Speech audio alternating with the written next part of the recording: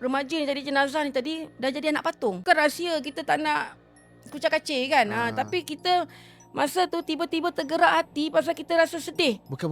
Anak dia 3 orang je, Wan, Puan Wati ni. Yang bukan, yang maksud saya yang Kak Jah tengok, yang nampak semua istana yang jadi anak patung tu. Macam mana? Kakak cakap tadi mula-mula Kak sampai tempat tu, akak ambil 3 tanah lombong tu, ambil kepalkan jadi 3. Ambil kepalkan jadi 3. Akak campak ke lombong tu pasal kita nak tengok apa yang ada bawah lombong ni sebenarnya.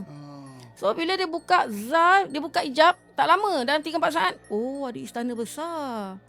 Ada macam kita panggil hantu air kot. Istana tu warna hijau. Lumut-lumut istana tu. Lumut hijau. Dan remaja ni jadi jenazah ni tadi dah jadi anak patung.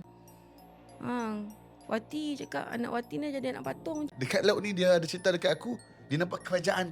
Yes. Yang benda-benda yang pelik-pelik yang dia tak perlu tengok. Yang macam dengan explain pun tak boleh. Kerajaan, istana, pintu gerbang. Sebenarnya kerajaan jin ke apa benda-benda ni. Dan diorang pula melibatkan jin bukan Islam. Jin kafir. Betul. So dia dah cerita benda ni kat aku.